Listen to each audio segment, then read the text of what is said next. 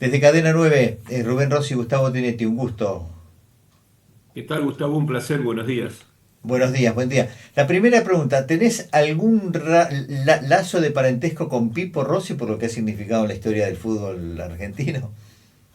No, no, Pipo Rossi sí tengo un lazo porque, de alguna manera, porque él fue el que me hizo debutar en Primera División.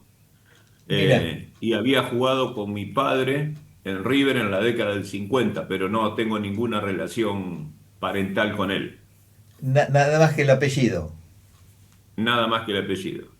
Bien. Bueno, porque a veces no son parientes porque uno es de la rama italiana y hay otros Rossi que son de la rama suiza, del cantón, del cantón italiano en el sur de Suiza. Y a lo mejor puede No, pasar pero por ahí yo también. pertenezco a la rama italiana. Bien, del norte de Italia. Exactamente. Sí, sí. Que es bueno los Rossi que se conocen acá, dicho sea de paso. Bueno, ¿y qué te llevó al fútbol y mirarlo con esta impronta que nos vas a dejar ahora los nueve julienses? Bueno, lo que pasa es que lo que me llevó a desarrollar toda esta idea que hace mucho tiempo que lo vengo haciendo. Yo hace más de 30 años que trabajo como coordinador en el fútbol infanto-juvenil. Fue que cuando comencé a hacer el curso de entrenador hace muchísimos años, todo lo que me explicaban a mí de la forma que aprendía un niño a jugar a la pelota en la etapa infantil, no tenía nada que ver con cómo había aprendido yo. Y eso me hizo reflexionar sobre un montón de cuestiones. Empecé a indagar, a investigar y bueno, fui generando esta idea que está basada en el juego, fundamentalmente porque yo jamás jugué en divisiones infanto-juveniles y fui subcampeón juvenil en Uruguay, campeón del mundo en Japón, campeón preolímpico, y me preguntaba cómo si yo no había pasado por todo lo que me decían los docentes, había logrado conseguir eso siendo que yo era un jugador ordinario, nunca fui un jugador extraordinario. Y entonces empecé a hacer un replanteo, empecé a investigar, a ver otro tipo de ideas que eran completamente distintas a lo que me decían y me fui refugiando en que el niño más que nada aprende jugando y que la labor nuestra es generar el contexto, el ambiente, el escenario para que el único maestro que existe en esas edades, que es el juego, pueda hacer su trabajo. Me vino a la memoria la historia de la saeta rubia. Él estando en los Cardales, los amigos lo invitaban, él se ayudaba al padre en las tareas rurales. Y él estaba en los Cardales y lo invitaban los amigos a jugar. Y recién tomó la decisión alrededor de los 12 años de empezar a acompañarlos. Y ahí se descubrió lo que después significó Alfredo Di Stéfano, ¿no? Jugando. Y bueno, hay mucho de eso, hay muchos futbolistas que han pasado por eso mismo. Entonces, a ver, yo no voy a imponer jamás a ningún lado las ideas, ni en Conmebol, que soy instructor, ni en FIFA, que soy instructor, ni a través de la escuela Menotti. Lo que yo hago es exponer una idea que se puede tomar o no. Los años me han enseñado que no se debe tratar de quererle cambiar las opiniones a las personas.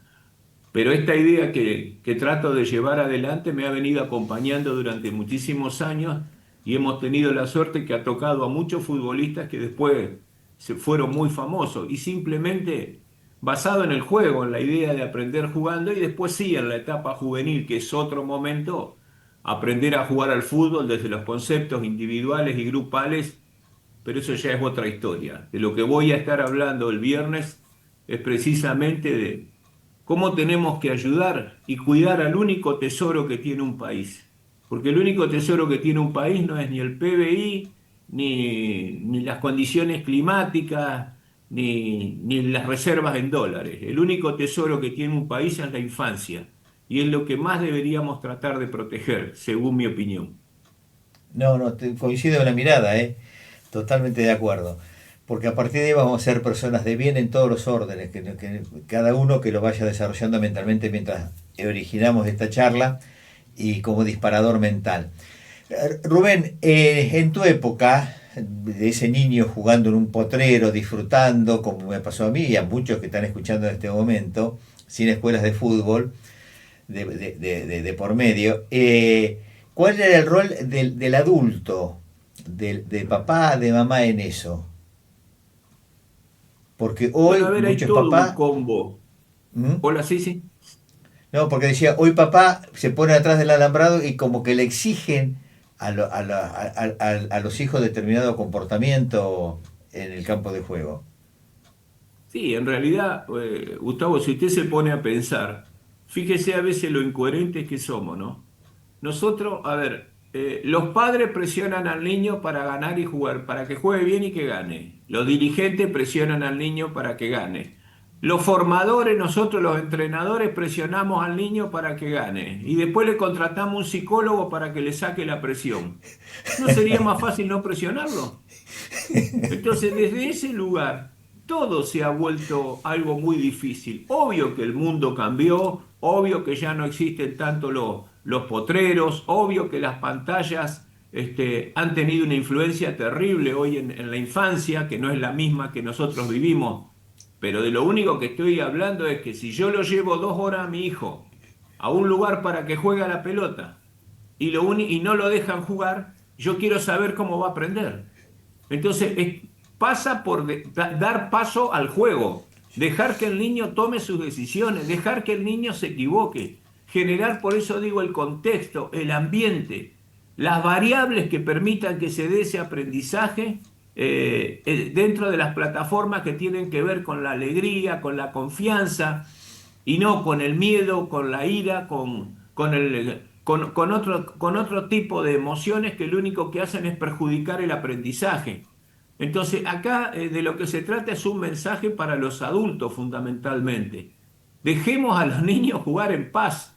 Y yo les aseguro que si jugamos con ellos y los acompañamos, vamos a formar mejores personas y por ahí alguno puede llegar a ser futbolista profesional, pero lo más importante es que sepamos que nosotros no le podemos asegurar a ningún niño que va a ser futbolista profesional, pero sí le podemos asegurar que vamos a colaborar para que tenga una infancia feliz y para que aprenda jugando, que de eso se trata esto. No, y además el rol que tienen, que también sean buenas personas, porque detrás de eso también vienen caminos de socialización, de educación y demás, y de integración y de respeto desde las reglas del fútbol y en la convivencia, que eso también es muy valioso. Por eso la importancia que mencionabas lo de las infancias. Bueno, nuestros padres nos mandaban a jugar al fútbol cuando éramos más retraídos, cuando éramos más introvertidos, para romper precisamente. Jugaba ese potrero de psicólogo, no estaba de moda el psicólogo en aquella época. Y nos invitaban a que el psicólogo era eso. Bueno, lo que pasa es que también, a ver, usted dijo, eso también es importante la formación como persona. No, no, es al revés. Es lo más importante. Eso es fundamental. Porque mire, Gustavo, cuando un niño gana un partido, la alegría le dura 5 minutos. Y cuando pierde un partido, la derrota le dura 5 minutos. Ahora, cuando nosotros no transmitimos valores, cuando no transmitimos principios, cuando no transmitimos ideales, esa derrota sí que dura para toda la vida, porque hemos Mm. fallado en la educación. Y antes que nada, los adultos que trabajamos con niños somos educadores. Entonces tenemos que tener mucho cuidado con ese tema. Por eso es importante, cuando yo hablo del potrero, hablo siempre de un elemento que hoy no es tenido en cuenta, Gustavo. El elemento más importante que existía en el potrero era la libertad de equivocarme, la libertad de arriesgar, la libertad de intentar hacer algo nuevo aunque me salga mal. Y eso permitía poder tomar decisiones correctas, permitía el aprendizaje del juego, permitía que el cerebro se desarrolle en ese entorno, que es como se desarrolla el órgano este, que es precisamente en el entorno en el que participa. Entonces, ¿cómo el niño va a desarrollar un cerebro de futbolista si no juega? Si se lo aleja del entorno, si se le hacen hacer actividades aburridas que lo único que promueven es el abandono y si además se lo carga de responsabilidades y no se tiene en cuenta que en las edades infantiles la responsabilidad está en la escuela, no está en el juego. El juego es otra cosa, es la libertad, es la alegría, es la felicidad. Sí, y que ayuda después también en esos rendimientos, que son muy importantes. Sí, sí. No, absolutamente, absolutamente. Lo que pasa es que nosotros queremos que los chicos a los 7 años jueguen como los futbolistas adultos. Y en realidad todo niño que llega a un club llega como jugador. Y nosotros, en vez de respetarle el proceso, inmediatamente lo queremos convertir en futbolista. Y no nos damos cuenta que son cosas totalmente distintas. Un mensaje importante para abrir cabezas, ¿no? Como decimos desde este programa que se llama Despertate. Despertate, esto es lo que está haciendo Rubén hoy en la mañana a los nuevejulienses y seguramente a todo el auditorio que vaya el viernes al Colegio San Agustín, al Salón de Usos Múltiples, precisamente para escuchar este mensaje. Bueno, este es un mensaje que los va llevando en el país. ¿Y cuál es la repercusión que vas teniendo en los distintos lugares que planteas esto con esta sencillez y calidez? Bueno, no solo en el país, yo a través a mí me pidieron hace un par de años, yo redacté un curso para Conmebol de Ujú. fútbol infantil que se llama Una visión lúdica. En realidad yo a lo que estoy apostando en todos los lugares donde voy, ya sea en todos los países de Sudamérica, fundamentalmente, estoy invitando a todos a una conspiración lúdica, precisamente a devolverle el juego a los niños. Y la verdad que tengo repercusiones muy, muy gratas, aún en el disenso, porque hay gente que no está de acuerdo y es absolutamente respetable. Siempre sí sostengo que, vio que hay una superstición moderna que dice que todas las opiniones son respetables, lo cual es mentira. Las personas son respetables, tengan las opiniones que tengan. Claro. Porque si yo le digo a usted que mi opinión es que 2 más 2 es 5 y usted me dice, no, Rubén es 4, yo lo trato de fascista o de intolerante. Entonces, siempre desde el respeto, desde los argumentos y desde los fundamentos, todo se puede debatir. Yo lo único que digo es que los grandes futbolistas que han poblado el mundo, todos aprendieron a jugar a la pelota jugando. Mire, he hablado desde Diego Armando Maradona, Jorge Valdano, el Flaco Menotti, todos los futbolistas que se puedan imaginar, Juan Simón, Diego Latorre. Y cuando llego a la pregunta del millón, pero cuando eras niño, ¿cómo aprendiste a jugar a la pelota? No hay uno solo que me haya dicho esquivando conos con un paracaídas en la espalda o haciendo entrenamientos descontextualizados. Todos aprendieron jugando. La pregunta del millón es, si todos aprendieron jugando, ¿por qué ahora queremos que los niños trabajen?